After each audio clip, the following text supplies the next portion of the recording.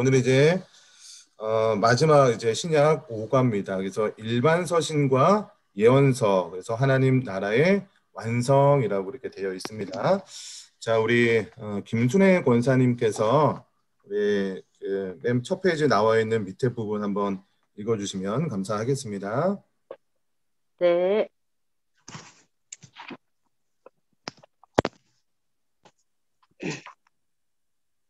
여러 사도가 일반 서신은 모든 8권이다. 일반 서신은 이단과 박해가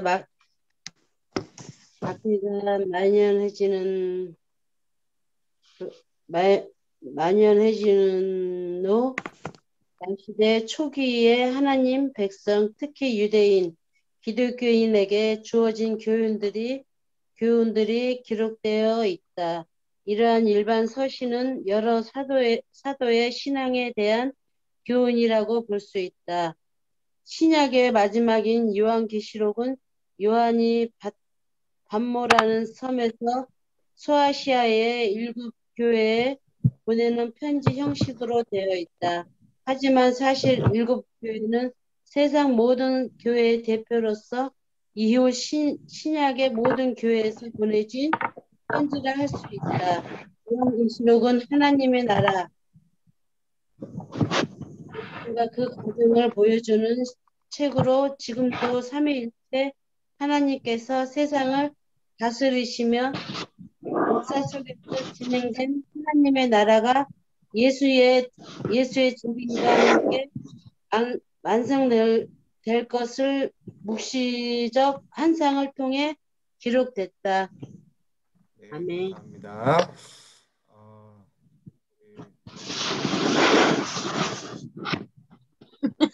누가 이렇게 다 읽었는데 왜 소리가 안 났어요? 아니요, 잘 났습니다. 네. 이렇게 일반 서신은 다른 말로 이제 공동 서신이라고 이렇게 이야기도 하기도 합니다. 이렇게 한 이유가 일반 서신 혹은 공동 서신이라고 한 이야기 이렇게 말한 이유가 있는데요. 먼저는 우리가 지난 시간에 이제 바울 서신을 이렇게 나눴었잖아요. 그래서 바울 서신하고 구분하기 위해서 이렇게 일반 서신 혹은 이제 공동 서신이다라고 이야기를 하기도 하고요. 특별히 이렇게 공동 서신이라고 이야기한 이유는 이 편지를 받게 되는, 읽게 되는 이 독자가 어느 한 지역, 어느 누구에게 딱 한정되어 있지 않기 때문에 이렇게 공동서신 혹은 일반서신이라고 이야기를 합니다. 그러니까 예를 들면 우리가 디모데 전후서다라고 하면 그 독자가 누굽니까? 이제 디모데에게 쓴 편지가 이제 디모데 전후서잖아요. 그렇다면 이제 뭐 갈라디아 전후서다라고 한다면 그 편지는 갈라디아 교회 성도들에게 보낸 이제 편지 이렇게 될 겁니다.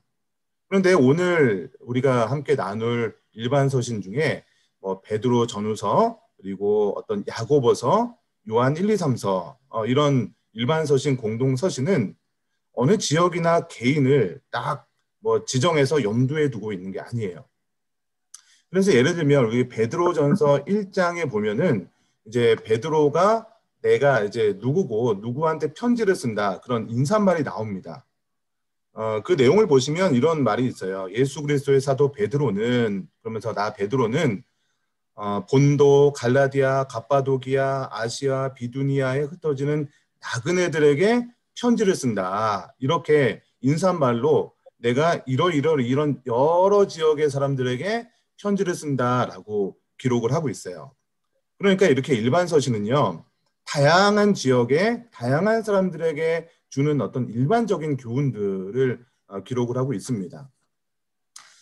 그래서 이렇게 바울 서신은 어떤 특정 지역의 특정 어떤 인물에 대해서 편지를 쓰다 보니까 굉장히 그 개인에게 혹은 그 교회에게 딱 맞춰져 있는 그런 어떤 문제를 해결하는 그런 방식으로 기록된 성경인데 일반 서신은 조금 다를 수밖에 없겠죠. 일단 시대적으로요. 일반 서신은요. 일반 서신이 기록된 거는요. 바울 서신보다 좀 늦게 기록이 되어 있어요. 그래서 바울 서신이 이제 AD 50에서 한 60년도. 여러분 AD와 BC를 나누는 그 기준은 아시죠? BC는 이제 비포 크라이스트에서 예수님 탄생 이전, 그리고 AD는 아나도미니, 그래서 이제 예수님 탄생 이후. 그래서 우리가 지금 AD를 살고 있는 거잖아요. 그래서 50년에서 60년 이 사이에 기록된 성경이고요. 일반 서신은 그 이후에, 그러니까 AD 한 60년에서 90년도 그 사이에 이렇게 기록된 성경이 이제 일반 서신이라고 합니다. 그래서 그 사도 바울의 죽음 이전, 뭐 사도 바울 죽음 이전 이후로 좀 나눠지긴 하는데, 그 사도 바울이 죽기 이전에는요, 기독교 박해가 그렇게 뭐 심한 상황은 아니었어요. 그런데 이제 사도 바울이 박해를 받고 죽는 시기가 언제냐면 이 네로 황제 그 시기거든요. 그래서 그 이후에는 기독교의 엄청난 이제 박해가 시작되는 그런 시기가 됩니다. 그럼 그래서 그 바울 서신 중에 이제 데살로니가 전서가 있는데요. 이거는 이제 유대인들이 예수님의 복음을 전하는 자들을 좀 이렇게 핍박했던 그런 내용들인데요. 근데 그 이후에는요, 이제 뭐 여러 가지 다른 이제 박해들이 시작이 되는 거죠. 뭐 그 터키에 가면요, 지금 이제 터키에 가면요, 갑바도기아라는 그런 지역이 있습니다. 그 성지순례 가게 되면 이제 주로 터키에 나오는 그 지역인데요. 그 갑바도기아에 가시면은 이렇게 땅을 파서 이제 이렇게 동굴에서 사는 그런 지역이 나옵니다. 그러니까 원래는 그 사람들이 갑바도기아의 이제 유대인 출신의 이제 기독교인들이죠. 그 사람이 거기서 이제 거주를 했는데, 왜 그 사람들이 거기까지 갔냐면 로마의 박해가 너무나도 극심하다 보니까 그 원래 이제 예루살렘이나 그 유대 지역에 살고 있던 사람들이 박해를 피해서 도망 가다가 그 갑바도기아라는 지역에서 땅굴을 파고 거기에 숨어서 살고 있었던 그 지역이 이제 갑바도기아 그 지역이 나오게 됩니다. 그래서 사실 그 터키는요, 원래 이제 저기 이슬람 국가거든요. 지금 현재는. 근데 기독교 문화, 기독교 유적을 가지고 돈을 버는 이슬람 국가입니다. 이게 참 희한하죠. 네, 그래서 여러분 그 우리가 함께 나누고 있는 지금 이제 일반 서신은요, 저자들이 이렇습니다. 이제 뭐 베드로, 그리고 요한 1, 2, 3서 할 때 그 요한이 기록을 하고요. 그리고 유다가 기록을 하죠. 그리고 야고보, 이런 사람들이 이 일반 서신을 기록을 했습니다. 그래서 이런 사람들은요, 주로 유대인들을 위한 그 사역을 했던 사도들이에요. 그럼 그 사도 행전을 보시면은 이게 기록한 방식들이 이제 두 가지로 나눠지게 되는데요. 그 사도 바울이 복음을 전했던 사람들은 주로 누구였습니까? 사도 바울이 복음을 전했던 사람들은 이방인들이었잖아요. 이방인들.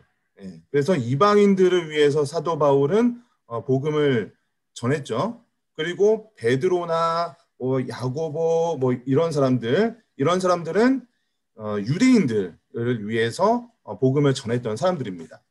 그러니까 당연히 사도 바울은 이방인들 교회를 개척하고 그 교회에서 사역을 하다 보니까 그 이방인들을 위해서 다시 한번 편지를 쓰고 다시 사역을 했겠죠. 그런데 반면에 이 베드로와 같은 사람, 또 요한과 같은 사람은 유대인들, 원래 이 땅에 있었던 예루살렘 교회 중심으로 있었던 그 유대인들을 위해서 사역을 했던 사람들이다 보니까 이 유대인들을 위해서 편지를 쓰게 되는 거예요.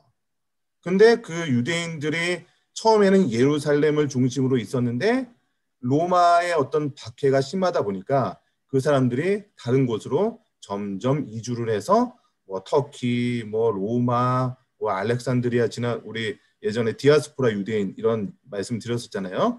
여기저기에 흩어져 있는, 아까 이제 베드로전서 1장 뭐 1장 거기에서 본도, 갈라디아, 갑바도기아, 아시아, 비두니아에 흩어진 나그네들에게 베드로가 편지를 쓴다, 이 말 들었잖아요. 이런 것처럼 일반 서신, 지금 다루고 있었던 일반 서신은 유대인들을 대상으로 기록한 편지지만 여러 지역에 흩어져 있는 그 사람들에게 쓴 편지다. 요 정도로 생각하시면 될 것 같습니다. 자, 이제 뭐 지금은 이제 첫 시간이니까 이제 요한계시록도 간단하게 좀 언급을 드린다면 요한계시록도 편지 형식으로 기록된 성경입니다. 그래서 뭐 당시에는 사실 이제 편지 형태로 기록될 수밖에 없었죠. 그래서 이 요한계시록은요, 당시에 아시아에 있는 7교회에게 편지하는 형식으로 이렇게 기록이 되어 있습니다. 여기서 이제 7이라는 숫자가 나오잖아요. 이게 7이라는 숫자는 이제 성경에서는 굉장히 완전한 그런 완전수로 의미를 하고 있죠. 하늘의 숫자 3과 땅의 숫자 4, 이게 하늘과 땅이 합쳐져서 이제 7이라는 숫자가 남겨지게 되는 건데요. 이 요한계시록이 여러분 사실은 조금 어렵게 느껴지기도 할 거예요. 해석도 좀 어렵게 되기도 하고요. 왜냐하면 이 요한계시록이라는 책의 뭐 장르가 이제 묵시문학이라고 해요. 묵시적 환상입니다. 그 예전에 그 나니아 연대기라는 그런 소설책, 환타지 소설이죠. 그 책이 이제 영화로도 나오기도 했습니다. 여러분 보신 분도 계실 텐데요. 거기에 보면은 이제 뭐 여러 가지 그런 짐승들이 나와요. 근데 그 중에서 이제 커다란 이제 그 사자가 한 마리 나오는데 그 사자가 이제 뭐 결과적으로 이제 세상을 이제 구하는 뭐 그런 내용의 그런 책 영화가 있었습니다. 근데 거기서 나오는 그 사자를 그냥 우리가 사자로 해석하면 안 되죠. 그래서 그거를 가지고 이제 뭐 C.S. 루이스라든지 그 사람들이 뭐 예수 그리스도로 이렇게 해석을 하기도 하고 하는데 그러니까 어떤 것을 표현하기 위해서 비유로서 애둘러서 표현하고 있는 내용들이 요한계시록에 굉장히 많이 나오게 됩니다. 이렇게 표현하는 이유가 있어요. 왜냐하면 요한계시록이 기록될 당시에는 이 로마의 박해가 엄청나게 심할 때였습니다. 그래서 그 글을 쓸 때 박해하던 그 사람, 그 황제의 이름을 정확하게 기록을 하게 되면 그 글을 쓴 사람이 위험한 상황에 빠지게 될 수 있는 거죠. 그래서 여러분 요한계시록에서 보면은 황제를 표현할 때 뭐라고 표현하냐면 나중에 조금 더 자세하게 설명을 드리겠습니다. 이 로마의 황제를 바다짐승으로 표현을 합니다. 그렇게 한 이유가 있어요. 그 제가 좀 지도를 하나 좀 공유를 해서 보여드릴 텐데요.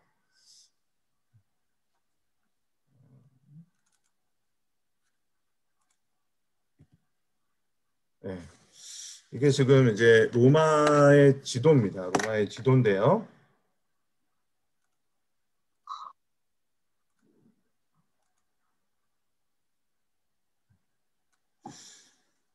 로마의 지도를 보시면은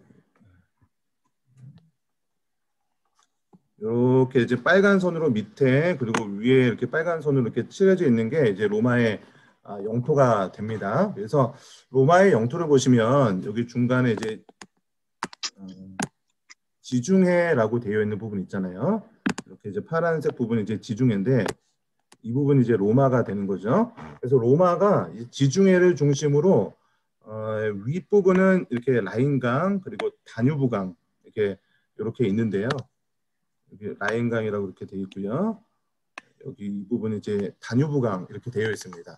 그래서 위로는 라인강과 다뉴브강을 넘지 못했어요. 결과적으로 이제 카이사르가 그 다뉴브강을 넘지 말라 뭐 그런 것도 남기긴 했는데 그렇게 위쪽으로는 라인강 이 부분이 지금 현재 독일 부분입니다.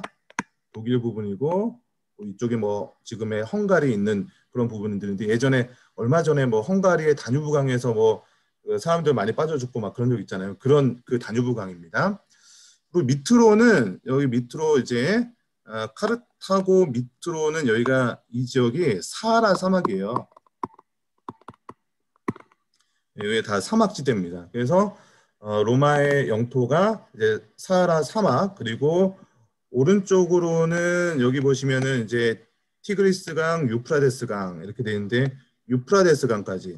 그래서 여러분 요 지역 기억나십니까? 제가 지금 이렇게 오른쪽에 예루살렘과 시리아 이렇게 되어 있는 요 부분, 요 지역이 제가 예전에 비옥한 초승달 지대라고 말씀을 드렸었는데 요 지역 그리고 왼쪽 위쪽으로는 여기가 이제 대서양이거든요. 그래서 이렇게 지중해를 중심으로 바다를 끼고 동그란 형태로 이제 거의 이 유럽 지역의 대부분을 로마가 차지하게 되는데, 그러다 보니까 이 로마를 당시에 이제 사람들이 뭐라고 표현했냐면 바다 짐승, 이게 황제를 이제 바다 짐승이라고 말씀드린다고 했잖아요. 그래서 이렇게 지중해를 로마 사람들은요, 당시에 지중해를 자기들의 바다, 뭐 이렇게 표현할 정도로 지중해가 거의 뭐 다 지중해 연안을 다 장악을 하게 된 거죠. 그러다 보니까 이 황제를 바다를 끼고 있는 바다 짐승이다라고 이제 요한계시록에도 표현하고 있고요. 그다음에 요한계시록에 보면은 땅짐승이라고 또 나오게 됩니다. 땅짐승은요, 황제의 밑에서 그 각 지역들을 다스리는 그 신하들을 얘기합니다. 그래서 로마가 다스리는 방법은 무엇이냐면 각 지역의 속주를 만들어놔요. 그래서 요 이쪽 지역이 이제 아시아 지역이고, 요 오른쪽 밑에를 유대 지역, 유대 속주 뭐 이렇게 얘기하는데, 각 이런 속주마다 이제 총독을 로마에서 파송을 하는 거예요. 그래서 그 각 속주에 그런 로마의 총독을 파송하고, 유대 총독, 우리 본디오 빌라도 이런 사람도 유대 총독이었잖아요. 그런 식으로 총독을 파송해서 이렇게 나라를 제국을 다스리는 그런 전략을 사용하는데, 그러다 보니까 이런 속주의 그런 총독들, 이런 사람들을 이 요한계시록에서는 바다 땅짐승이다라고 이렇게 표현을 하게 됩니다. 그래서 요한계시록에 보면은 이렇게 바다짐승 그리고 땅짐승 뭐 이런 게 나오는데, 이것을 조정하는 게 누구냐면 용에 대해서 언급을 합니다. 그래서 요한계시록 보면 나중에 조금 더 자세하게 설명드리겠습니다. 용과 바다짐승, 땅짐승 이런 것들을 구분해서 세상을 다스리는 세력으로 표현을 하고 있어요. 그래서 이런 어떤 비유적인 표현이라든지 어떤 함축적인 의미들, 숫자 뭐 이런 것들이 요한계시록에 많이 나오다 보니까 이런 것들을 좀 일반 교회에서 많이 해석을 하지 않습니다. 그래서 이게 어떤 신천지라든지 이단들의 어떤 전유물이 되어버렸어요. 그래서 요한계시록을 여러분 뭐 실제로 누가 뭐 어떤 용한 목사님이 풀어준다 이렇게 얘기하면은 기본적으로 좀 한번 의심을 해봐야 됩니다. 그래서 이렇게 좀 이단들이 그 요한계시록을 이상하게 해석을 해서 이렇게 완전히 다른 그런 해석을 하는 경우가 많습니다. 그래서 여러분 요한계시록도 신학자들이나 목회자들이 이렇게 검증을 해놓은 그런 책들이 있습니다. 그래서 그런 책들을 통해서 좀 바른 해석을 할 수 있고요. 특별히 이런 분들이 있어요. 내가 산에서 뭐 계룡산에서 20년 동안 연구를 했는데 하나님께서 나에게만 특별하게 계시를 주셨다. 이렇게 어떤 성경 해석을 나에게만 특별하게 주셨다라고 생각하는 사람이 있다면 대부분 조금 한번 의심을 해봐야 됩니다. 뭐 다 뭐 이단이다라고 말씀드릴 수는 없지만 한번 의심을 해야 됩니다.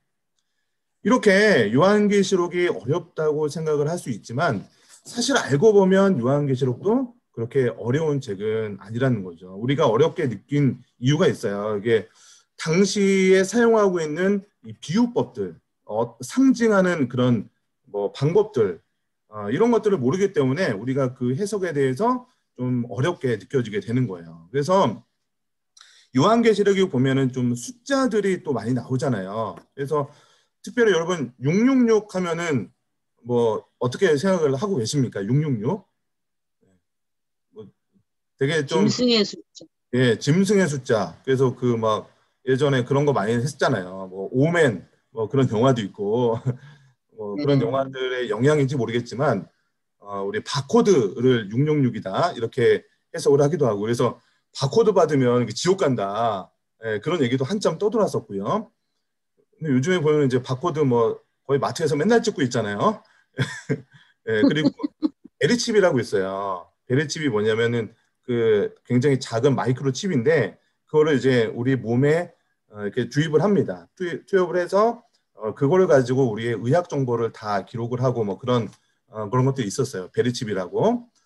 근데 그게 또 한때는 이렇게 666이다. 그래서 그 칩 베리칩 맞으면 안 된다. 뭐 이런 얘기도 나오기도 하고. 그러니까 굉장히 이렇게 오해되는 그런 용어들이 많이 나온다는 거예요. 그래서 여러분 사실은 이 뭐 베리칩이나 그 바코드가 666이다. 이건 사실 말도 안 되는 이야기입니다. 이게 요한이 사용했던 모든 숫자와 상징은요. 사실 그 당시로 돌아가면 자기들끼리, 그러니까 유대인들끼리는 다 아는 내용들이에요. 단지 로마 황제들 그 박해라는 그 사람들만 모르게 우리끼리만 다 아는 그런 용어로 사용된 언어가 바로 이제 666입니다. 그 우리 한국에도 그 윤동주 시인의 서시라는 시가 있어요. 여러분 중고등학교 때 이렇게 자주 이제 국어 시간에 나왔던 시인데 서시 기억나는 분 계십니까? 예. 저도 한번 찾아봤어요. 거기 보니까 이런 이제 그 식구가 나옵니다. 죽는 날까지 하늘을 우러러 한 점 부끄러움 없기를. 잎새에 있는 바람에도 나는 괴로워했다. 별을 노래하는 마음으로 모든 죽어가는 것을 사랑해야지. 그리고 나한테 주어진 길을 걸어가야겠다. 오늘 밤에도 별이 바람에 스치운다. 이렇게 윤동주 시인이 서시라는 그 시를 이게 지었습니다. 근데 이 윤동주 시인이 서시라는 시를 기록할 당시의 배경이 어떤 시대냐면 이제 일대 강점기 시대죠. 그래서 이 서시라는 그 시구 가운데 굉장히 우리들만의 그 한국인들만이 알고 있는 그런 정서를 담아서 거기에 많은 함축적인 용어를 표현한 것이죠. 그래서 이 밤이라는 표현은 당시에 그런 어떤 암담한 식민지의 그런 현실을 상징하는 용어로 밤을 사용했고요. 바람이라는 이 단어는요, 일제강점기의 어떤 시련, 그리고 오늘 밤에도 별이 바람에 스치운다. 그러면서 이 별은 어떤 소망, 이상, 뭐 이런 것들을 상징하게 되는 것이죠. 그래서 시에서 상징하는 것이 무엇인지 그 당시에 우리나라 사람들은 다 이제 좀 이야기하면 알 수 있는 그런 것들을 시를 통해서 표현하는 것이죠. 그러니까 요한계시록도 마찬가지라는 거예요. 그러니까 유대인들은 다 아는 내용이지만 로마인들은 모르는 그런 비유를 사용하고 있는 거예요. 그래서 666이라는 것은요, 당시 유대인들도 모르는 그런 비유를 사용해서 지금 우리 2000년 이후에 이 우리 사람들이 막 그 666에 대해서 신비하게 풀라고 기록된 그 내용이 절대로 아니에요. 그러니까 당시 그 유대인들은요, 666이라고 하면은 이게 어떤 것을 의미한다라는 것을 유대인들끼리는 다 알고 있었던 내용이에요. 이게 왜 그러냐면 원래 유대인들이 사용하고 있었던 언어가 이제 히브리어 뭐 이런 걸 썼잖아요. 뭐 그런데 그 단어를 보면은 그때 당시에는 이렇게 숫자가 그렇게 많이 이제 개발이 안 됐을 당시입니다. 그래서 히브리어를 보면요, 한 글자마다 숫자처럼 사용하기도 합니다. 그래서 우리나라로 친다면 뭐 우리가 뭐 기억 그러면은 기억의 숫자는 1, 뭐 니은은 2, 뭐 이런 식으로 각 그 문자마다 숫자를 의미하는 그런 음가를 매겨 놓은 거예요. 그래서 요한계시록 이제 13장에 이제 666에 대해서 언급을 하고 있는데요. 예, 제가 여기 담았네요. 제가 요한계시록 13장 17절, 18절 말씀을 한번 우리 권민아 집사님 한번 읽어주시겠어요? 갑자기 시키죠.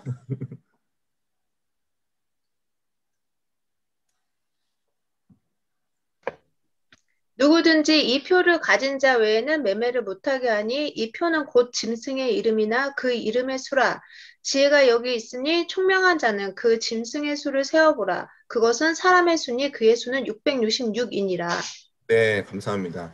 우리 예전에 국민학교 다닐 때인가요? 그 사람 이름 가지고 뭐 예를 들어서 김형민이다 그러면은 그 숫자를 딱 세잖아요. 그래서 김 하면 갑자기 안 되네요. 그래서 김 하면은 그 획수로 해가지고 김 하나 둘셋넷 다여 일곱 그러면 김은 7 또 뭐 이렇게 숫자 딱 매겨가지고 또 다른 사람 이름 해가지고 그 사람하고 결혼할 확률 몇 프로다 이런 거 했던 기억 나십니까?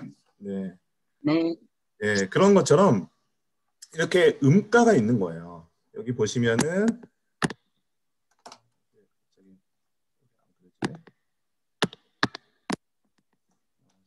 그냥 할게요. 여기 보시면은 이름의 표, 곧 짐승의 이름이나 그 이름의 수다. 그러니까 이름의 수라고 되어 있잖아요. 그래서 요게 보면은 그 뭐 666이다라고 해서 사람이 666명이다 이렇게 한 게 아니고 어떤 한 사람이 가지고 있는 음가를 계산해 보면 그 음가가 이제 666이 나온다. 이런 표현인 거예요. 근데 그 사람의 이름을 누구냐라고 하면은 이제 네로 황제의 이름의 음가를 매기게 되면 그 음가가 나중에 결과적으로 666이 나오게 되는 거예요. 그러니까 당시에 히브리 사람들, 유대인 사람들은 이게 지금 짐승의 이름, 그 사람의 이름의 수다라고 하면서 18절에도 짐승의 수를 세어보라라고 되어 있잖아요. 그러면서 그것은 사람의 수다. 그러면서 그 수가 666이다.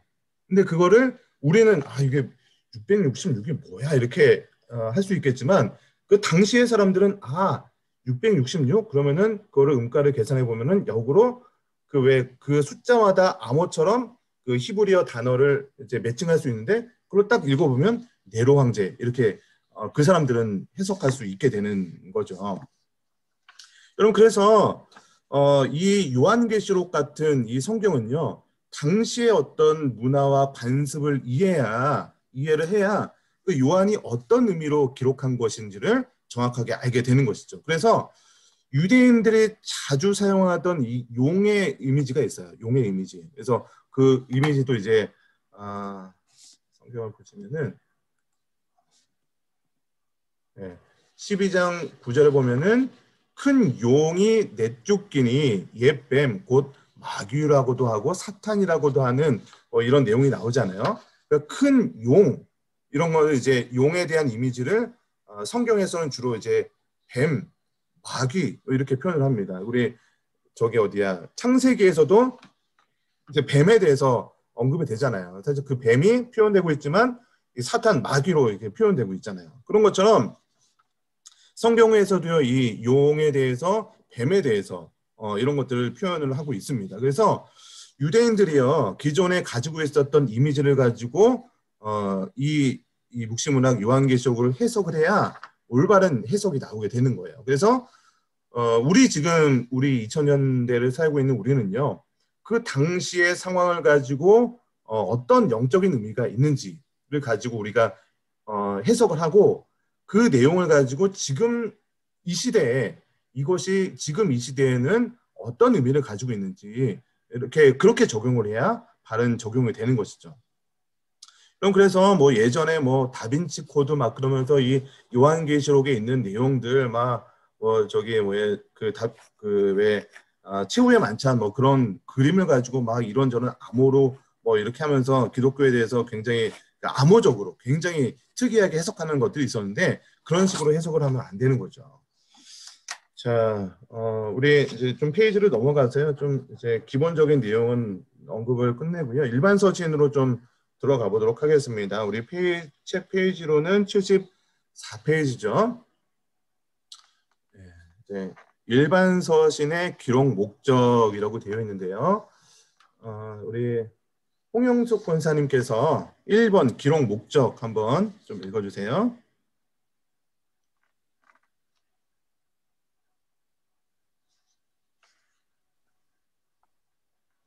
목사님 들리세요? 네, 들립니다.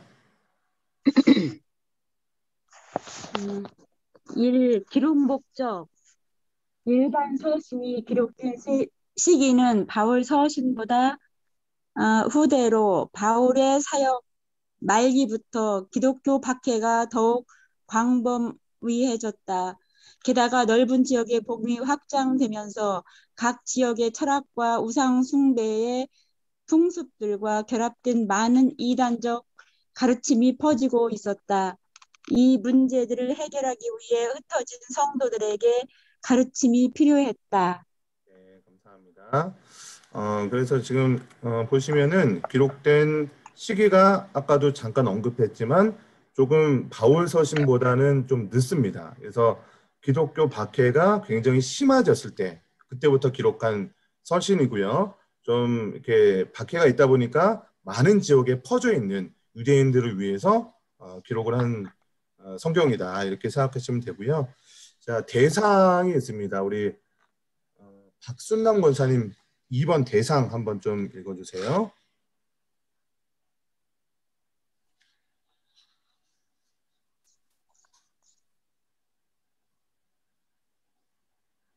여보세요? 네, 스님, 네, 다시 좀 해주세요. 네, 읽어주세요. 스님, 네, 어디 잠깐만 다시. 아니, 아, 읽으라는 게 어디죠? 74페이지에 보시면은 2번 네. 대상이라고 아, 있습니다. 대상요? 네, 죄송합니다. 지금 좋습니다. 일반 서신의 저자들은 주로 유대인들을 대상으로 사역했던 사도들이다. 가장 후대에 기록된 요한 서신들은 그가 말년에 소아시아에서 사역했기 때문에 좀 더 광범위한 독자들을 예상했을 것이며 야고보나 베드로, 유다는 박해로 인해 믿음이 흔들리거나 잘못된 가르침으로 거룩한 하나님 백성의 삶을 잃어버린 유대의 필통의 하나님 백성을 염두에 두고 서신을 썼을 것이다. 네, 그 네. 일반 서신의 저자들이 주로 누구를 대상으로 썼다고요? 유대인들을 유대인. 유대인들. 네, 그렇죠. 그래서 이 야고보나 베드로 이 사람들은 박해로 인해서 믿음이 흔들린 사람들에게 편지를 쓴 것이죠.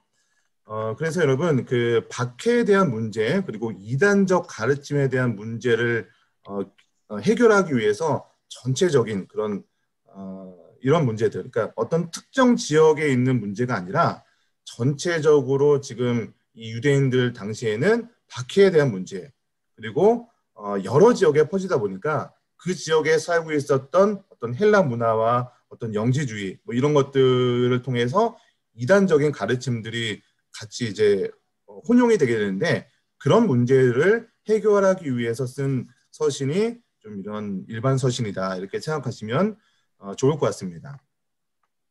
그래서 여러분 우리가 신앙생활을 하다 보면 여러 가지 문제들의 경험을 하게 됩니다. 그런데 우리는 그 문제에 표면적으로 나타난 문제들, 왜 이 문제가 나타났을까? 우리 겉으로 볼 때는 어떤 뭐 나의 직장 상사가 나에게 뭐 핍박을 주는 것 같고, 뭐 우리나라로 치면은 뭐 대통령이 정책을 잘못 세워서 뭐 핍박을 당하고 있다. 뭐 주변 환경 때문에 핍박이 온다. 이렇게 우리는 신앙생활에 문제가 발생했을 때 그저 나에게 일어난 그런 표면적인 문제들 이런 것만 보게 되는데요. 우리가 아까 지금 요한계시록 아까 좀 살펴보기로 했지만 사실은 뭐 바다 짐승, 땅 짐승들을 다스리는 것이 용이고 마귀 사탄이거든요. 그런데 그 사탄이 우리 땅 짐승과 바다 짐승 그러니까 우리의 권력자들이죠. 세상의 권력자들, 우리의 어떤 뭐 그런 문화들을 통해서 우리에게 공격을 하는 것인데 사탄이라고 해서 우리를 공격할 때 막 무서운 뿔을 달고 오고 뭐 전설의 고향 막 귀신처럼 이렇게 처녀 귀신처럼 막 피 흘리고 우리한테 막 공격하는 것이 아니죠. 우리를 공격할 때 정말로 어떤 매력적인 모습으로 우리에게 다가오게 되고 그것을 통해서 우리를 유혹하게 되는 것인데 사실은 그 배후에 사단과 어떤 그런 그 마귀의 그런 배후 세력이 작용을 하고 있다는 것이죠. 그래서 서신서, 일반 서신 뭐 이런 것들을 보면 로마가 박해하는 것 같지만 사실은 그 로마의 배후에 조종하는 세력들이 있는 것인데 그 세력들이 바로 사탄인 것이고 결과적으로 그 사탄의 세력이 하나님과 멀어지게 만드는 그것을 만들어버리게 되는 것이죠. 그래서 우리가 하나님과 이웃을 사랑하지 못하게 하고 그런 결과로 인해서 우리 가정이 깨어지게 되고 우리 사회가 타락하게 되고 우리 세상 모든 사람들이 살기 힘든 세상을 만들어버리는 것이 사단의 전략이고 이 세상의 숨은 배후에서 사단이 작용하고 있다는 것이에요. 여러분 그래서 사단이 결과적으로 원하는 것은 이거예요. 이렇게 사단이 여러분 에덴 동산에서 왜 사람들을 타락시켰습니까? 그저 뭐 선악과 따먹게 하려고 이렇게 살아간 게 아니죠. 이 아담과 하와가 하나님을 대적하게 해서 이 하나님의 통치 안에 있는 이 세상을 망가뜨리게 해서 결과적으로는 사단의 왕국, 자신의 왕국을 세우려고 하는 것이죠.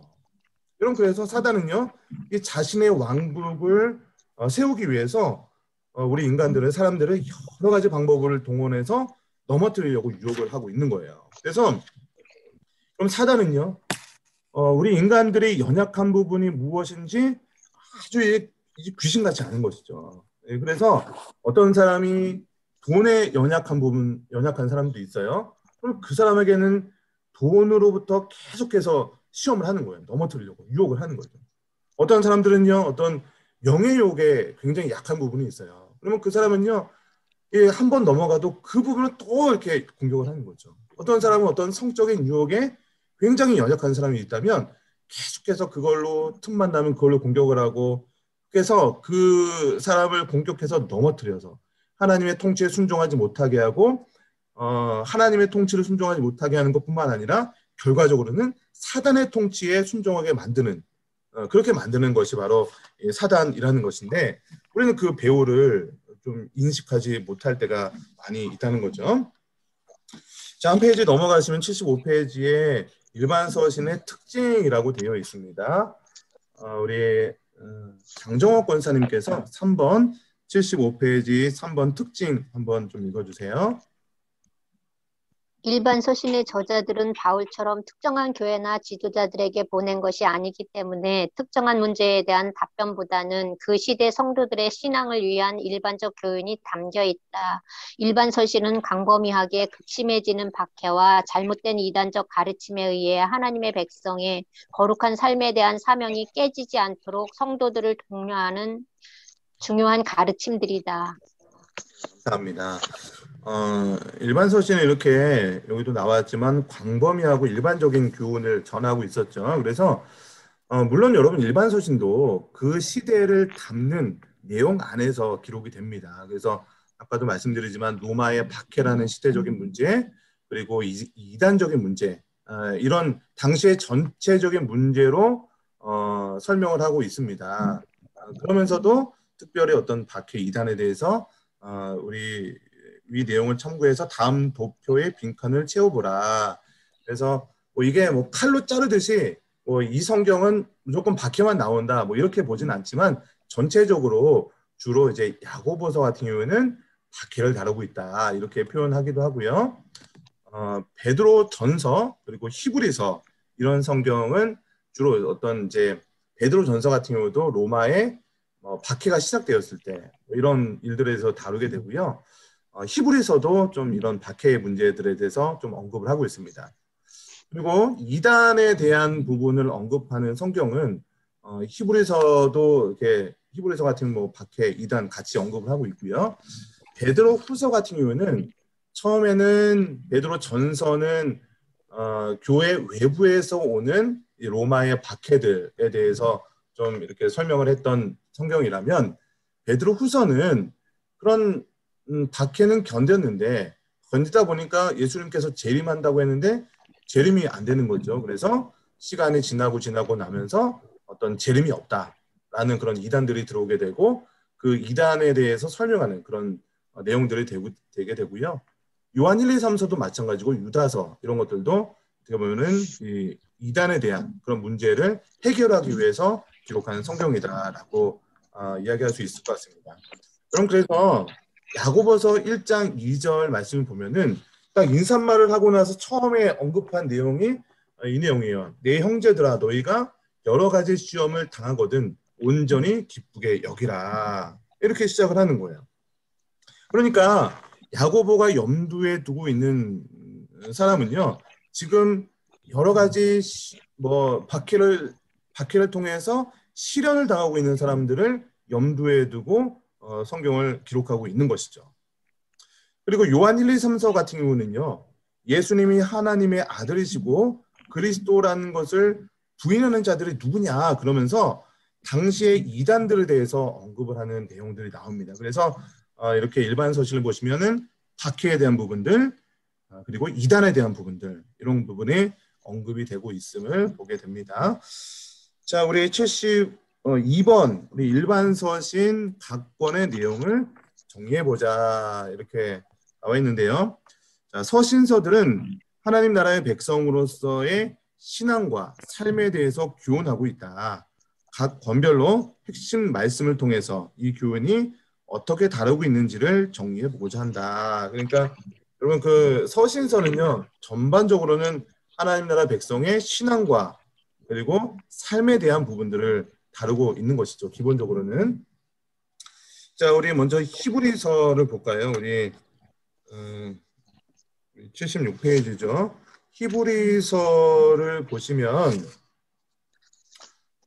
우리 히브리서 12장 1절, 2절 말씀을 우리 이용석 집사님 그 히브리서 12장 1절, 2절 우리 책에 있죠.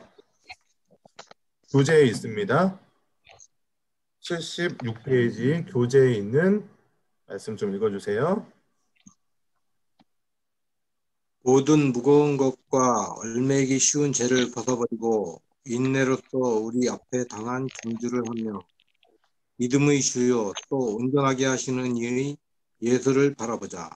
네, 감사합니다.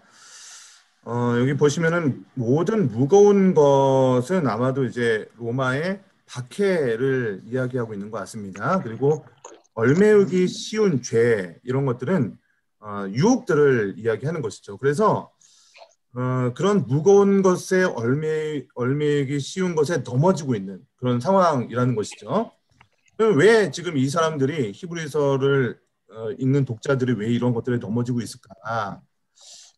히브리서는요 유대인들을 위해서 전한 편지입니다. 그래서 유대인들은 어떤 사람들이냐면 어떤 그 기독교랑 유대인들이 좀 다르잖아요. 그러니까 유대인들이라고 하는 것은 구약의 전통, 그러니까 제사를 드리는 전통에 익숙했던 그런 사람들이고 예수 그리스도의 메시아 되심을 인정하지 않는 사람들이에요. 근데 기독교인들은 이제 예수님께서 메시아고 참 주다라고 하면서 예배의 전통을 새롭게 하는 사람들인데 유대인들은 이 예배보다 조상들로부터 내려오던 제사의 전통이 훨씬 더 익숙했던 사람들입니다. 그러니까 유대인들은요 개종한 지 얼마 안 되었고 예전에 어떤 제사를 드리는 관습들이 아직 남아 있었던 사람들이에요. 그래서 이 사람들은요 박해가 찾아왔을 때 예수를 바라보면서 이겨내기보다는 자신들의 제사의 관습을 통해서 이 문제를 해결하려는 그런 습성들이 갖고 있는 것이죠. 그래서 지금 1절, 2절에 나와 있는 모든 무거운 것, 얼매우기 쉬운 것, 이런 유혹들을 벗어나기 위해서 이전에 뭐라고 말하고 있어요? 믿음의 주여 온전하게 하시는 예수를 바라보자는 거예요. 그러니까 유대인들이 예수를 바라보지 못하고 어떤 자기의 제사, 어떤 자신에게 익숙했던 것 이런 것들을 바라보고 있는 사람들에게 신앙에 흔들리고 있는 사람들에게 예수를 바라보고 신앙의 회복을 가지라라고 이야기하고 있는 거예요. 여러분 그래서 그 히브리서 2장 뒷부분에 보시면 제가 기록을 안 넣네요. 제가 된 줄 알았더니 히브리서 2장 뒷부분에 보시면은 이 믿음의 주에 온전하게 계신 예수를 바라보자라고 한 다음에 뭐라고 나오냐면 그는 그 앞에 있는 기쁨을 위하여 십자가를 참으사라고 되어 있어요. 그러니까 그 히브리서를 읽는 독자들에게 지금 우리 앞에 있는 여러 가지 유혹이 있지만 그것을 이겨냈을 때 놀라운 기쁨이 있다라는 것을 성경을 통해서 이야기해주고 있는 거죠. 그래서 히브리서 밑에 보시면은 1번 우리 이용석 집사님 읽어주신 그 밑에 보시면은 여전히 율법과 과거의 제사 제도에 얽매이는 유대인들에게 영원하신 대제사장 예수 그리스도의 속죄의 완전성을 설명하면서 율법에 얽매인 유대인들에게 유혹되지 말고 삶 속에서 믿음을 실천하며 살아갈 것을 권면하고 있다라고 이야기를 하고 있는 것이죠. 이렇게 간단하게 히브리서는 좀 넘어가고요. 네, 야고보서를 좀 보겠습니다. 야고보서 우리 1장 12절 말씀 우리 정상순 권사님 좀 읽어주시면 좋을 것 같습니다. 정상순 권사님. 네. 너희는 말씀을 행하는 자가 되고 듣기만 하여 자신을 속이는 자가 되지 말라. 야고보서 1장 22절 말씀. 감사합니다. 야고보서는 좀 행함에 대해서 강조를 하고 있는 그런 성경이죠. 그래서 행함이 없는 거짓 믿음에 대해서 고발하고 있는 성경이 야고보서였습니다. 그래서 삶으로 믿음을 증명하기 위해서 말 그리고 어떤 모든 행실에 있어서 하나님의 백성다운 삶을 살 것을 구체적으로 교훈하고 있었죠. 그 야고보서는요, 야고보가 쓴 성경이잖아요, 편지잖아요. 야고보가 누구냐면 예수님의 동생입니다. 예수님의 동생 야고보예요. 그래서 그 예루살렘 교회의 지도자였습니다. 그래서 야고보가 편지를 기록할 당시에 기독교인들이 박해로 인해서 여러 곳에 이제 흩어져 지내고 있었죠. 그런 동시에 이 하나님의 백성답지 못한 행위를 통해서 교회를 좀 어지럽히고 더럽히는 그런 삶을 살고 있었던 사람들이 있었던 것이죠. 그래서 교회 안에 있었음에도 불구하고 어떤 사람들, 믿는 사람들끼리 간에도 어떤 차별을 하는 거죠. 물질이 있는 사람들, 없는 사람들 차별하기도 하고 말로써 사람들을 이렇게 넘어뜨리기도 하고 어떤 사치를 하는 사람들도 있었고요. 그러니까 많은 사람들이 기독교인임에도 불구하고 그 사람의 말과 행실들이 정말 믿는 사람들이라고 할 수 없을 그런 행동과 말을 했던 사람들이 있었던 것이죠. 그래서 야고보서는요, 믿음에 합당한 그 자신의 삶, 행위가 반드시 따라야 된다라고 강조하는 성경이 바로 이제 야고보서가 되는 것이죠. 자, 그래서 여러분 이제 행위를 강조했을 때, 그럼 이제 우리가 구원받는 거에 있어서 행위가 먼저냐, 행위가 필수냐, 구원받는 사람에서 그 행위 구원이냐, 믿음으로 구원받느냐, 이게 한참 이제 논쟁이 되기도 했었는데요.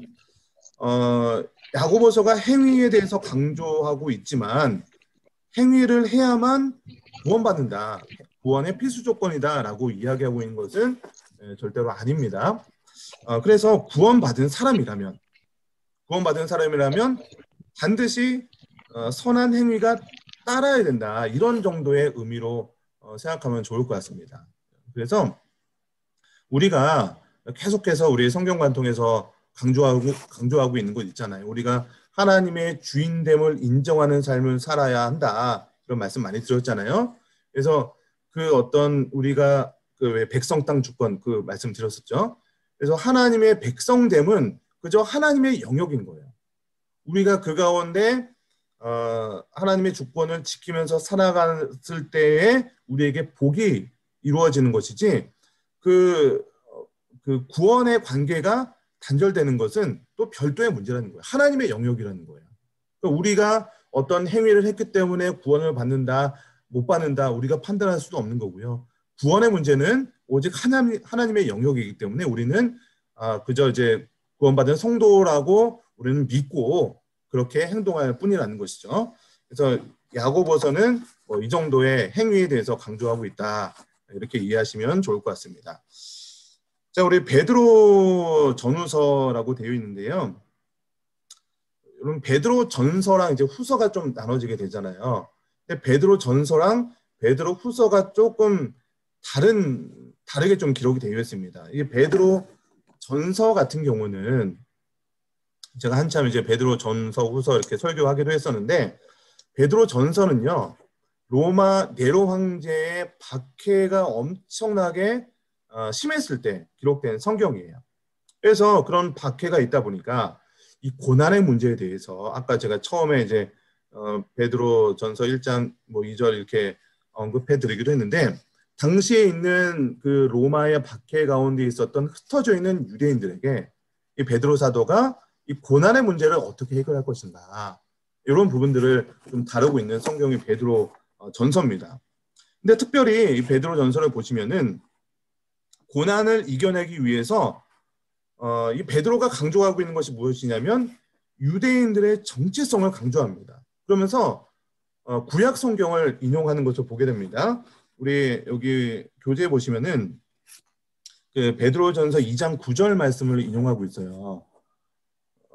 그러나 너희는 택하신 족속이요 왕 같은 제사장이요 거룩한 나라요 그의 소유된 백성이니 뭐 그러면서 언급을 하고 있잖아요. 이게 그 출애굽기의 내용을 언급하고 있는 거거든요. 구약 성경 출애굽기는요, 이 유대인들에게서는 이제 굉장히 중요한 율법서입니다. 그러니까 유대인들이라면은 굉장히 잘 알고 있는 그런 내용들이에요. 그러다 보니까 그러니까 유대인들의 정체성에 대해서 베드로 사도가 구약의 내용을 언급하면서 당신들이 원래 하나님의 백성들이었다. 택하신 족속들이었고 왕 같은 제사장들이었고 너희들의 나라는 거룩한 나라였고 너희는 하나님의 소유된 백성들이었는데 지금 뭐 하고 있는 거냐. 이렇게 지금 정신이 번쩍 들게끔 나의 정체성은 하나님의 백성들이었지. 이런 것을 생각날 수 있도록 베드로 사도가 구약의 내용을 언급하고 있는 것이에요. 그래서 지금 내가 정말로 하나님의 아름다운 덕을 선포하기 위해서 태어난 사람들인데 내가 지금 이렇게 죄악 가운데 살고 있었네. 그러면서 정신을 차리게 되고 이렇게 베드로 사도는요. 당시에 그렇게 흩어져 있는 유대인들 박해 가운데 신앙을 잃어버리고 있는 사람들에게 정체성을 다시 한번 회복해 주고 있는 성경이 바로 베드로 전서다 이렇게 생각하시면 좋을 것 같습니다. 우리 베드로 후서를 좀 넘어가겠습니다. 우리 베드로 후서 3장 14절에 보시면은 그러므로 사랑하는 자들아 너희가 이것을 바라보나니 주 앞에서 점도 없고 흠도 없고 평강 가운데서도 나타나기를 힘쓰라. 이게 뭐 점도 없고 뭐 흠도 없고 막 그러니까 뭐 이런 이제 삶을 살아가라라고 하는 것인데, 그럼 베드로 후서는요. 아까 제가 이제 베드로 전서 같은 경우는 교회 내부에 있는 그러니까 교회 외부로부터 오는 로마의 박해에 대해서 고난의 문제를 해결하는 성경이었다면 베드로 후서는요. 교회 내부에 있는 문제를 해결하기 위함으로 기록한 성경이에요. 그러니까 교회 내부에 어떤 일들이 있었냐면 고난이 있을 때 베드로 전서에서 고난이 있을 때 자, 우리 예수님께서 곧 재림하실 거야. 그러니까 그때까지 참고 인내해야 된다라는 것을 좀 강조했었는데 그 예수님께서 재림하신다고 했었는데 이 재림이 금방 안 되는 거죠. 조금만 버티면 예수님 오실 것 같았는데 예수님이 오시지 않고 이런 모습을 보다 보니까 교회 안에 거짓된 선지자들이 와서 예수님 재림한다고 했지만 재림은 없는 거다. 이런 어떤 이단적인 사상을 교회 안에 있는 사람들이 퍼뜨리게 되는 것이죠. 그러면서 이제 육체의 정욕을 따르도록 죄악된 행동에 빠뜨리고 정욕대로 살도록 유혹하는 거예요.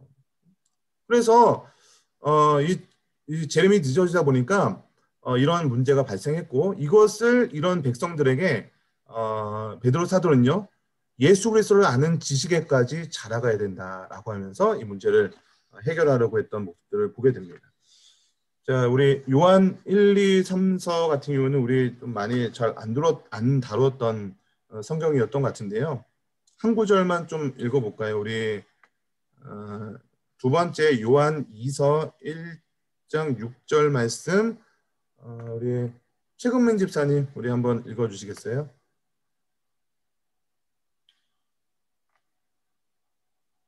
마이크 켜주세요, 집사님. 네. 네. 또 사랑은 이것이니 우리가 그 계명을 따라 행하는 것이요 계명은 이것이니 너희가 처음부터 들은 바와 같이 그 가운데에서 행하라 하심이라. 네, 감사합니다. 네, 우리 요한 1서, 2서, 3서 이게 뭐 좀 비슷한 내용도 있고 좀 다른 부분도 있는데요. 이 요한 1서를 기록한 목적이 있습니다. 이 요한 1서는요. 한때는 교회 안에 있다가 일탈한 사람들, 이 사람들이 그 당시에 이제 플라톤의 그 이원론, 그러니까 제가 신약할 때 한번 요한복음 할 때 잠깐 좀 말씀드린 적 있죠. 플라톤의 이원론에 대해서. 그래서 육체는 선한 것이고, 육체는 악한 것이고, 영은 선한 것이다. 이렇게 이제 이원론적인 그런 사상을 바탕으로 영지주의적인 이단을 만들어 놓은 사람들이 있습니다. 원래는 교회에 있던 사람들인데, 그래서 이 요한 1서는요, 영지주의에 대항해서 올바른 기독교 신앙을 가르치기 위해서 기록한 성경이죠. 그래서 뭐 영지주의에 뭐 계속 말씀드렸지만 영과 육체를 분리하는 이원론이죠. 그래서 영적인 지식을 추구하는 이단들이 바로 영지주의적 이단이에요. 그래서 영지주의는요, 영적인 지식만 중요하고 어떤 그 육적인 것은 중요하지 않다라고 생각했던 사람들입니다. 그래서 이 사람들은요, 삶의 모습은 부적절한 모습이 굉장히 많이 드러났죠. 그리고 육체를 악하다고 치부하다 보니까 어떤 문제가 발생해요? 이 어떤 예수 그리스도의 인성을 부인하는 것이죠. 그래서 영지주의의 유혹에서 벗어나서 참된 그 기독교 신앙을 가르치기 위해서 육체로 오신 예수 그리스도를 강조하는 것이죠. 그래서 여러분, 지식으로만 머무르는 신앙이 아니라 삶으로 드러나는 그런 신앙생활을 해야 된다. 뭐 이런 것들을 강조하는 성경이 요한 1서라면, 요한 2서는요, 요한 1서랑 마찬가지로 어떤 영지주의적 이단에 대해서 좀 경계를 하고 있습니다. 그래서 요한 뭐 1서, 2서, 3서 이거는 굉장히 짧아요. 뭐 한 장짜리도 있고 막 그렇습니다. 그래서 요한 2서 같은 경우도 한 장인데요. 내용을 뭐 크게 둘로 나누면은 하나는 서로 사랑하라 라는 그런 내용이 있고요. 또 하나는 이단을 경계하라, 뭐 이런 내용으로 이렇게 나눠집니다. 그래서 여기서 말하는 사랑이 무엇이냐, 바로 계명을 실천하는 것이다. 아까 우리 최근 목사님 읽어주셨는데, 영지주의자들은요, 육신을 악한 것으로 치부하면서 삶에 대한 부분들을 소홀히 여겼잖아요. 그래서 요한은요, 진정한 신앙을 소유한 성도가 되기 위해서는 이 영지주의적인 어떤 그런 이단적인 사상을 경계해야 된다라는 것을 권면하는 성경이에요. 자, 이제 마지막 요한 3서는요, 이제 그 요한 2서에서는 이단적인 사상을 담고 있는 이 순회 선교사들, 이제 복음 증거자들이죠. 이 그 이단적인 사상을 갖고 있는 이 사람들을 분별하고 그들을 환대하지 말라, 이렇게 그런 내용들이 있었는데요. 요한 3서에서는요, 참된 복음을 전하는 순회 전도자들이 있어요. 그 사람들을 환대하라고 얘기합니다. 그리고 그 사람들을 협력하는 지도자인 가이오라는 사람이 나오는데요. 그 사람을 칭찬하고 협력하라, 이런 내용들이 나옵니다. 그리고 이 가이오하고는 반대로 디오드레베라는 사람이 나오는데요. 이 사람은요, 자신이 높아지기 위해서 다른 사역자를 비방하고 순회 전도자를 이제 환대하지 않았던 그런 사람들인데요. 그러니까 이거는 마치 기존 교회를 비방하면서 자신이 세운 교회만 다니게 하는 뭐 요즘의 이단들, 이런 모습을 보는 것과 같은 건데요. 이렇게 복음 전도자들의 비방하는 행위는요, 복음을 전하는 사람들의 이제 적이 되는 그런 행위가 될 수 있는 것이죠.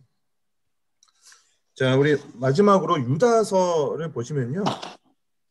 유다서 보시면은, 사랑하는 자들아, 너희는 너희의 지극히 거룩한 믿음 위에 자신을 세우며 성령으로 기도하라, 이렇게 되어 있습니다. 그래서 하나님의 은혜를 저버리고 방탕하게 살아가도 된다는 이 방임주의를 배격하며 참된 신앙을 사수할 것을 권면하는 서신이다, 이렇게 되어 있어요.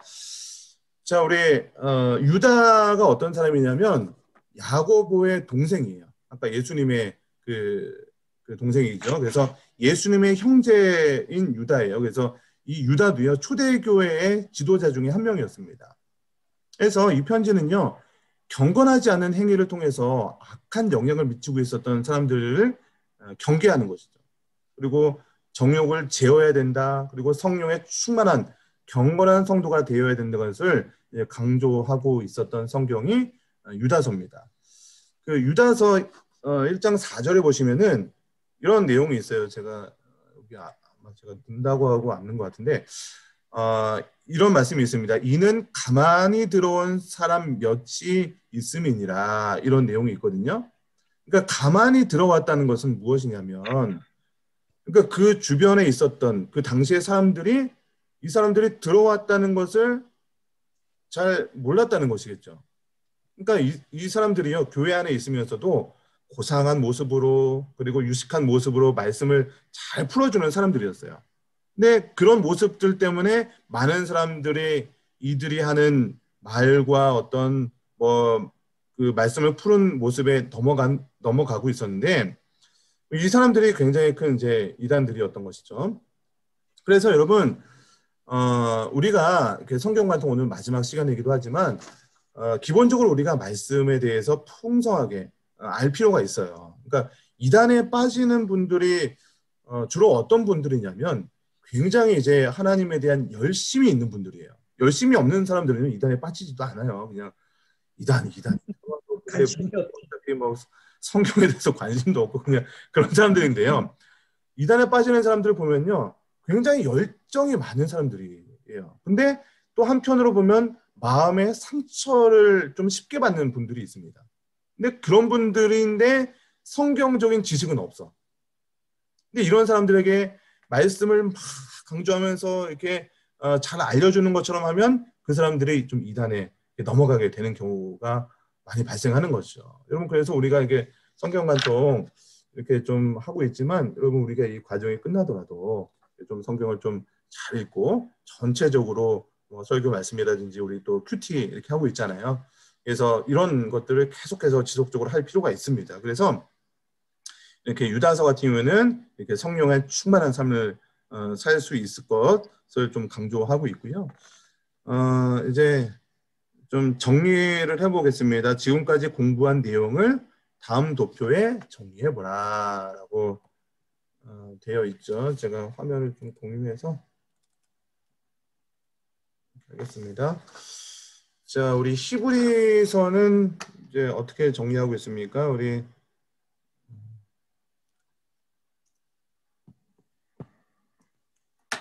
이게 안 되네요. 펜이 갑자기.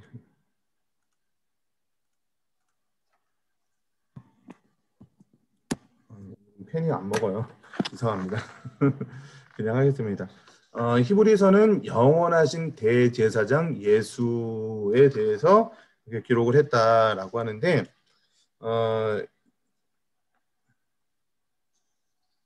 예, 그리고 우리 야고보서는 행함으로 증명되는 믿음에 대해서 이렇게 기록을 하고 있었죠. 그래서 여러분, 항상 행함과 믿음은 둘 다 있어야 된다는 거예요. 그러니까 행함만 있어야 된다라는 것을 강조하는 것이 야고보서가 아닙니다. 그래서 믿음과 어떤 행함이 동시에 있어야 된다. 그래서 사실 우리는 때로 연약하기 때문에 뭐 여러 가지 문제들 가운데 넘어지게 되죠. 그래서 결국 우리의 믿음은 전반적인 우리의 삶을 통해서 증명이 되는 거예요. 그래서 정말 우리가 예수 그리스도를 믿는 사람이다라고 한다면 그 사람이 돈을 사용하는 그런 부분들, 그 사람이 시간을 어떻게 사용하는지, 또 그 사람이 어떤 말을 하는 그런 부분들, 이런 부분들이 이 사람은 정말로 참된 믿음의 사람이구나라는 것을 이 삶을 통해서 증명해내야 한다는 거예요. 근데 그 사람들이 분명히 믿는 사람이라고 했고 직분은 뭐 장로님이고 권사님이고 뭐 안수집사님이고 하는데 그 사람이 돈을 사용하는 걸 보니까 너무 세상적으로 사용하는 거예요. 시간을 사용하는 것을 보니까 뭐 그냥 뭐 교인인지 뭐 세상 사람인지 구분이 안 되는 거예요. 그 사람이 말을 하는 거 보니까 사실 이렇게 저도 예전에 뭐 중고등학교 다닐 때 이렇게 뭐 욕 같은 거 굉장히 친구들 따라하면서 많이 하게 되잖아요. 그래서 많이 이렇게 했던 습관이 남아 있었던 사람인데 예수님 딱 믿고 뭐 이렇게 하고 나니까 이게 말이 이렇게 뭐 비판적인 말이라든지 뭐 욕 지금 뭐 해보라 그러면 어색해서 막 말이 안 나와요. 욕이 막. 네. 그러니까 이런 예수를 믿으면요 그런 삶이 싹 변화가 되어야 한다는 것이죠. 자, 우리 베드로 전서는 고난에 대해서 어떻게 대처할 것인가 이런 부분들을 좀 다루고 있었죠. 그래서 아까 이제 고난에 대해서 대처할 때 베드로 사도는 유대인으로서의 정체성을 강조한다라고 말씀을 드렸었죠. 자, 그리고 넘어가시면은 79페이지 베드로 후서는 재림에 대해서 언급을 하고 있었죠. 당시에 이제 이단들이 재림이 없다, 뭐 이런 것들에 대해서 강조할 때 아니다. 재림은 분명히 있다. 이런 것들을 강조하는 게 베드로 후서였죠. 자, 그리고 요한 1서 하나님과 교제하는 삶에 대해서. 그래서 하나님과 교제하는 삶이 결국은 예수를 참되게 믿고 하나님과의 교제 속에서 우리의 행함까지 하나님과 동행해야 된다. 이런 부분들을 말씀드리고 있는 것이죠. 그래서 우리가 이 교제라는 것이 영적으로만 하나님과 소통하는 느낌으로만은 안 된다는 거예요. 그러니까 영재주의적인 그런 신앙으로는 안 된다는 거죠. 자, 요한 2서 2단에 대해서 어떻게 대처할 것인가. 그래서 요한 3서는 또 전도자에 대해서 어떻게 대접할 것인가. 아까 제가 뭐 디오드레베 뭐 이런 사람들 좀 언급을 했었죠. 그래서 어떤 진리에 대한 부분들을 언급했었고요. 유다서는 이제 참된 신앙을 사수하는 그런 부분들에 대해서 좀 언급을 했었습니다. 그래서 일반 서신에 나타난 박해와 이단에 대해서 경계. 우리 이 페이지를 홍미경 권사님 우리 혹시 읽어줄 수 있으세요? 초대교회에 나타난 이 부분이요. 초대교회로 나타난 하나님 나라의 백성은 내외부적인 공격을 받았다. 외부적인 박해와 이단들에 의한 혼란은 하나님 나라 백성의 믿음을 흔들고 망가뜨렸다. 그러므로 사도들은 편지들을 통해 성도들의 신앙을 지키려 했다. 1번도 좀 읽어주세요. 박해에 대한 이유와 가르침. 야고보서와 베드로전서는 시험과 고난에 대한 이야기로 시작한다. 그만큼 초대교회 성도들에게 가해진 박해는 대단히 심각했다. 특히 베드로전서는 1절에서 갑바도기아를 언급하고 있는데 갑바도기아는 로마의 박해를 피해 지하의 굴을 파고 살았던 그리스도인들의 유적이 있는 곳이다. 히브리서의 독자들은 잘못된 가르침을 주로 동료 유대인들에 의해 박해를 받는 상황이었다. 이러한 박해들은 부당한 것이었지만 사도들은 믿음을 지키기 위해 인내할 것을 권면하고 있다. 또한 믿음을 지키다가 고난을 받은 것이 죄로 인해 고난을 받는 것보다 복된 것임을 설명한다. 네, 감사합니다.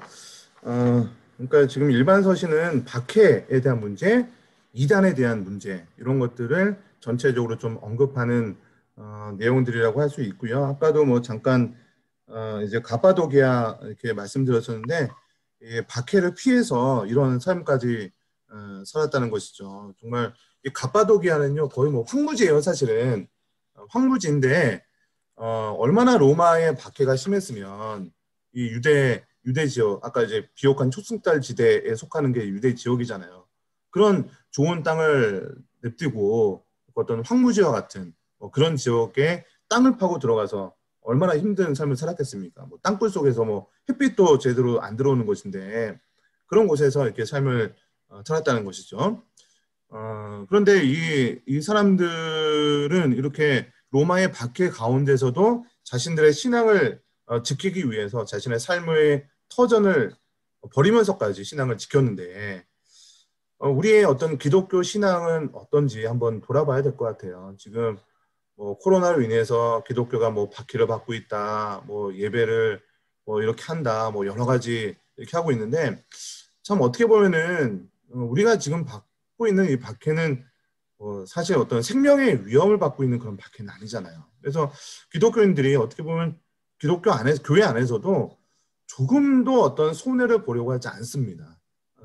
어떤 뭐 교회 기관 안에서도 조금만 어떤 손해를 보게 되면 특별히 이제 뭐 저는 이제 교육부서를 지금은 안 하고 있지만 다른 교회에서 이제 교육부서를 이제 담당할 때 보면 같은 교회 안에 있는 이제 부서끼리입니다. 근데 부서에서 뭐 어떤 행사를 하거나 어떤 장소를 사용할 때 보면은 조금은 어떻게 좀 서로 양보를 하고 이렇게 해야 되는 경우가 있잖아요. 근데 같은 교회 안에 있는 다음 세대를 키우는 그런 부서임에도 불구하고 조금도 양보하라고 하지 않습니다. 조금 손해 보면은 뭐 이렇게 계속 언성이 높아지는 경우도 발생하게 되는 것이고, 교회뿐만 아니라 우리가 기독교인들이 사회생활할 때도 마찬가지죠. 분명히 저분이 교회 다니는 안수 집사님인 걸 분명히 알아. 근데 뭐 어떤 문제에 있어서는 이렇게 손해 보려고 하지 않는 그런 모습이 보이는 거죠. 여러분, 근데 신앙생활은 이렇게 결코 손해 보지 않는 그게 중요한 삶이 아닌 것이죠. 때로는 손해 보는 삶을 받더라도, 박해를 받더라도 그 문제에 대해서 우리가 어떻게 해결하고 그 문제를 어떻게 하나님 나라 백성이라는 관점으로 어떤 행동을 할 것인가, 이게 굉장히 중요한 내용들이죠. 한 페이지 넘어가서요. 81페이지를 보시면 이제 이단에 대한 경계, 이걸 좀 정리하고 넘어가면 좋을 것 같은데요. 우리 안 읽으신 분이 우리 현상섭 집사님 한번 81페이지 2번 이단에 대한 경계 좀 읽어주세요. 네, 마이크 켜주시고요. 이단에 대한 경계. 베드로는 복음의 내용을 왜곡하지 말 것을 경고한다. 거짓 선지자들은 말씀을 왜곡하고 자신들의 사상과 철학에 맞춰 성도들을 진실한 믿음과 행실에서 멀어지게 했다. 특히 헬레 철학의 영향을 받은 영지주의는 초대 교회들의 성도들의 신앙을 현실과 멀어지게 했다. 즉 하나님의 백성이 삶 속에서 하나님의 주권을 인정하고 서로 사랑하며 삶으로써 하나님 나라를 확장하는 것에서 멀어지게 했고, 오히려 영적인 지식을 추구한다는 명분 아래 형식적인 신앙생활을 하게 만들었다. 요한은 이러한 영지주의자들의 가르침을 드러내며 그들의 유혹에 빠지지 말고 진실한 삶을 살라고 가르친다. 하나님의 백성은 이단적인 가르침을 잘 분별해야 하며 이단적 가르침을 따르는 자들과 규제에 주의해야 한다. 네, 감사합니다. 이렇게 좀 우리 일반 서신에 대해서는 좀 마무리를 하고요. 사실 요한계시록을 자세히 하려면 며칠 동안 다뤄도 부족한 내용들입니다. 그래서 지금 성경 완동 시간에 요한계시록을 다 다루기에는 사실 좀 굉장히 내용이 광범위하기 때문에 오늘은 굉장히 좀 이렇게 전체적인 부분만 다룰 수밖에 없지만 기회가 된다면 나중에 요한계시록에 대해서 좀 전체적으로 다룰 수 있는 시간도 가지면 좋을 것 같아요. 우리 83페이지 요한계시록 예언서라고 되어 있는데요. 내용 요약을 보시면은 요한계시록은 세상의 심판과 하나님 나라의 완성을 말하는 것이죠. 그래서 하나님께서 창조하신 세계가 심판을 받고 동시에 사탄과 그 추종자들과 그 통치에 굴복한 자들이 멸망한다라는 것을 기록하고 있습니다.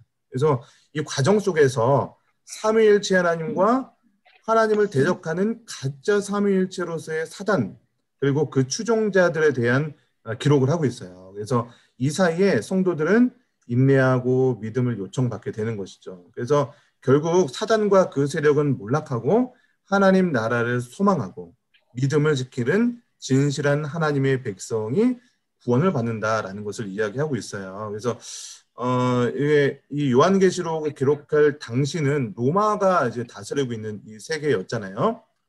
근데 로마가 다스리고 있다라고 우리는 보이지만 실제로는 로마 뒤에서 로마를 조종하는 그 세력이 있었는데 그게 바로 사탄이라는 것이죠. 그래서 우리의 현실은 박해받는 것처럼 보이지만 이 세상을 진짜 통치하고 있는 분이 계신데 그분이 하나님이라는 거죠. 근데 그 하나님이 무엇을 하고 계시느냐? 이 세상을 심판하시고 온전한 새하늘과 새 땅을 이루기 위해서 이 세상에 7가지 재앙을 내리고 계신다. 그래서 여기서도 이제 7가지 재앙이라는 게 정말 재앙이 7개라는 것이 아니라 7이라는 수가 이제 완전수라고 말씀드렸잖아요. 그러니까 완벽한 재앙을 말하고 있는 것이에요.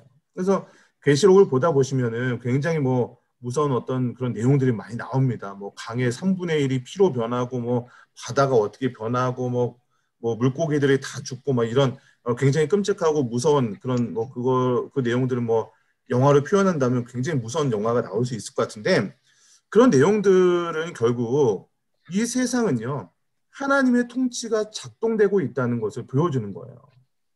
그래서 그 심판의 끝에 이제 결국에는 이제 마무리 결과적인 부분에 2가지가 언급이 되고 있는데요. 첫 번째는요. 끝까지 말씀을 따라서 승리한 자들, 이 사람들은요, 예수님과 더불어 혼인잔치에 참여하고 영원한 새하늘과 새 땅에서 복을 누린다는 거예요. 근데 반면에 용과 그 짐승을 따르는 자들은 그들과 함께 영원히 멸망한다. 그러니까 두 가지 결론으로 맺게 되는 거죠. 그러면서 우리에게 하나님의 복음의 증인의 역할을 감당해야 된다라는 것을 강조하는 것이 요한계시록입니다. 자, 우리 아까 이제 내용 요약할 때 삼위일체에 대해서 말씀드렸잖아요. 그러면 성경의 삼위일체가 뭡니까? 우리가 알고 있는 삼위일체, 성부, 성자, 성령, 삼위일체 하나님에 대해서 얘기하고 있잖아요. 근데 여기에 보면은 또 가짜 삼위일체가 나옵니다. 그 가짜 삼위일체가 뭐냐면 아까 제가 서두에서 얘기했던 첫 번째는 용, 우리 옛 뱀, 사단이라고 하는 그 세력이 이 첫 번째 삼위일체 중에 하나예요. 그리고 두 번째는 바다짐승. 제가 바다짐승이 아까 뭐라고 했습니까? 당시에 로마, 그러니까 로마 황제 이런 것들을 이제 바다짐승이라고 하고요. 세 번째는 땅짐승이라고 얘기했어요. 성경에 다 나오는 내용입니다. 제가 뭐 지어서 하고 있는 게 아니고요. 뭐 갑자기 뭐 바다짐승, 땅짐승 막 그러니까 목사님 뭐야? 성경에 다 나옵니다. 확인시켜 드릴게요. 네, 그래서 이 용과 바다짐승, 땅짐승 이 세 개를 일부러 이렇게 숫자를 맞추는 거예요. 그러니까 요한이요 이렇게 굉장히 문학적인 요소를 굉장히 잘 이용하는 사람인 거죠. 그래서 우리가 이제 요한계시록을 통해서 무엇을 보아야 하냐면 이 세상을 움직이는 실체가 무엇인가? 우리는 뭐 이 세상이 그냥 뭐 이렇게 뭐 대통령이 정책을 세우고 뭐 미국이 뭐 어떤 것을 결정하면 전 세계가 뭐 유가가 어떻게 적용되고 뭐 주가가 어떻게 반응하고 뭐 그런 것들만 보게 되는데 사실은 우리가 보는 것은요 영적인 것이 가려진 세상이죠. 그냥 우리는 표면적인 것 이런 것들만 보게 되잖아요. 그런데 이 세상을 움직이는 배후에는요 사단이 통치하고 있고요. 그 사단을 하나님이 심판하실 준비를 하고 있는 이 영적 전쟁의 세계가 저와 여러분이 살고 있는 이 세계라는 거예요. 그래서 우리가 그냥 이 땅에서 뭐 대충 살면 되지, 뭐 행복하게 살면 되지, 돈 벌면서 뭐 회사 다니고 이렇게 살면 되지. 이렇게 뭐 살고 간단하게 살고 끝낼 것이 아니라 우리가 왜 이런 것들에 넘어지고 있을까? 우리가 왜 지금 뭐 물질 자본주의 시대를 살아가고 있는데 자본주의가 우리 기독교 안에 어떤 의미를 갖고 있는지 이런 것들에 대해서 이 세상을 움직이는 배후의 세력이 있다는 거. 왜 뭐죠? 일루미나티, 뭐 프리메이슨 이런 얘기 혹시 들어보셨습니까? 뭐 그런 세력들이 뭐 굳이 뭐 그거에 대해서 깊게 연구할 필요까지는 없겠지만 어떤 그 사단의 세력들이 존재한다는 거예요, 실제로. 그래서 그 사단의 세력들이 우리 기독교인들, 세상 사람들 유혹해서 사단의 통치 가운데 넘어뜨리게 하는 그런 세력들이 분명히 존재한다는 거죠.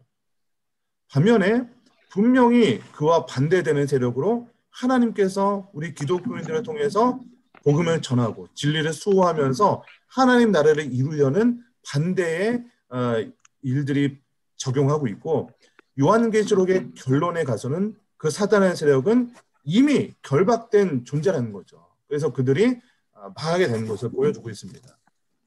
그래서 이 세상을 실제적으로 다스리고 있는 분은 하나님이라는 것이죠. 그러나 이 현실은 마치 하나님이 다스리지 않는 것처럼 보입니다. 그래서 결국 하나님을 대적하는 우리 세력들은요 최종적인 심판이 있다는 것을 이야기하고 있어요. 그런데 우리가 그것을 보지 못하고 당장의 어떤 유익을 위해서 이 최종 심판을 당한 자들을 따라가는 그런 자들이 있죠. 굉장히 미련한 것이죠. 자, 우리 84페이지 보시면은 이제 7교회에 대해서 좀 언급을 했었는데요. 7교회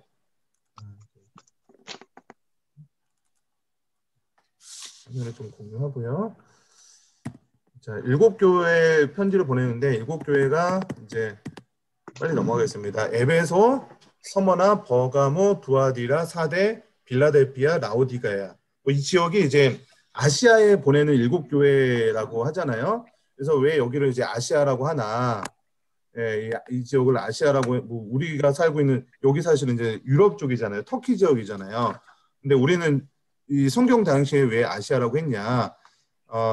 이 지역이 이제 아시아 속주였어요. 아시아라는 속주였어요. 그러니까 유대 지역은 유대의 속주, 그리고 이 지역은 아시아 속주, 로마의 이제 속주였던 것이죠. 그래서 이 지역을 이제 아시아라고 하는 것인데 그 이제 도시들이었어요. 그래서 이 7 교회들에게 보내는 편지들이다. 이제 이렇게 이해하시면 좋을 것 같고요.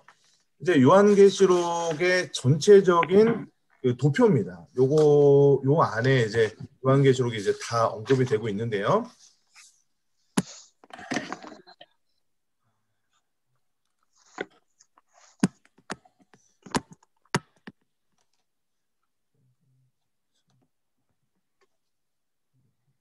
적동이 안 하니까 굉장히 네, 어쨌든 그 이제 서론 부분이 있고 위에 부분을 보시면 서론 부분이 있고 본론, 결론이 있는데 본론 부분에서도 또 서론과 본론과 결론으로 이렇게 좀 나눠지게 되죠.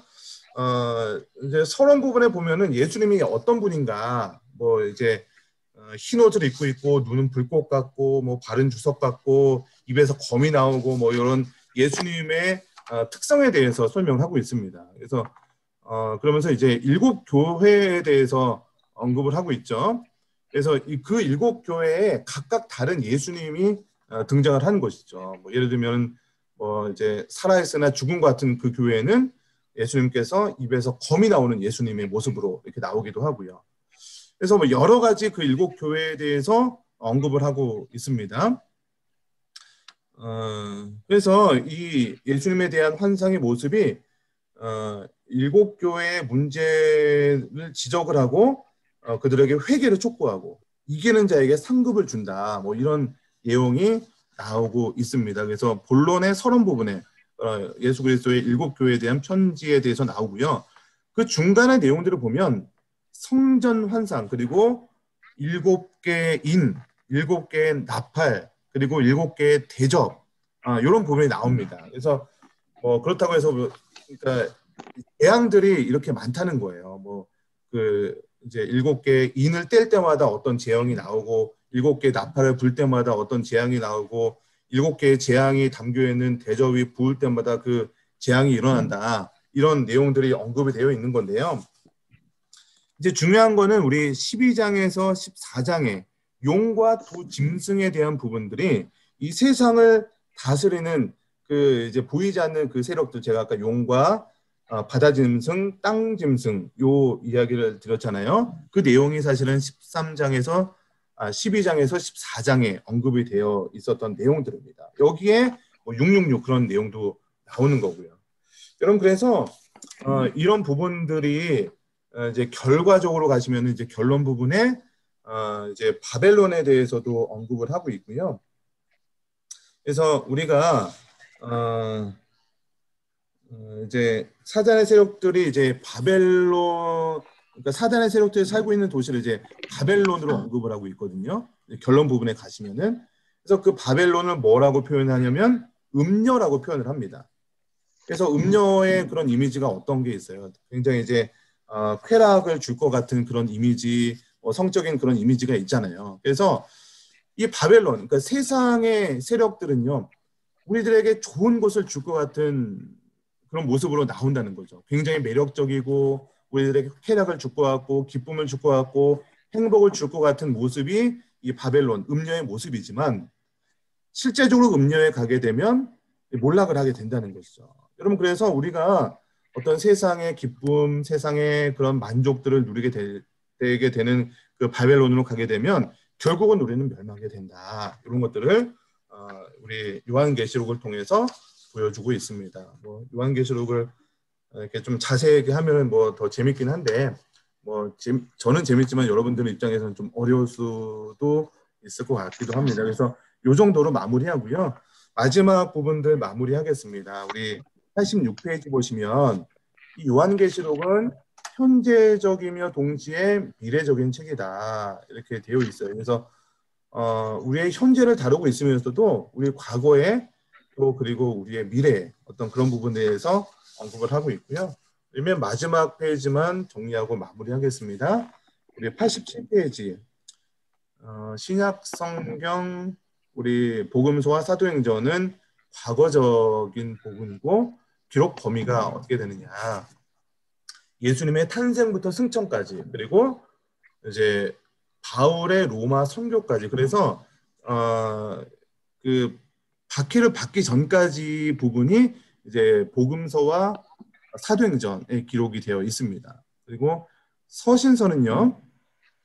사도 바울이 교회들에게 편지를 쓰기 시작하면서 쓰여진 것이죠. 그래서 AD 50년에서 한 90년에서 뭐 100년까지도 보기도 합니다. 그리고 예언서는 이제 미래적인 내용이죠. 그래서 우리가 이제 지금부터 지켜야 하는 현재적인 그러니까 그 당시에 현재적으로 지켜야 될 문제인 동시에 앞으로 세상 끝날까지의 일들을 기록한 것이기 때문에 미래적이다라고 이야기를 한 것입니다. 그래서 우리는 항상 이 모든 말씀을 읽을 때 성경에 기록된 1세기적 정황 속에서 구약을 바탕으로 이렇게 읽어야 이 말씀의 참된 의미를 깨달을 수 있게 되는 겁니다. 그래서 여러분 요한계시록까지 이렇게 마무리를 했는데요.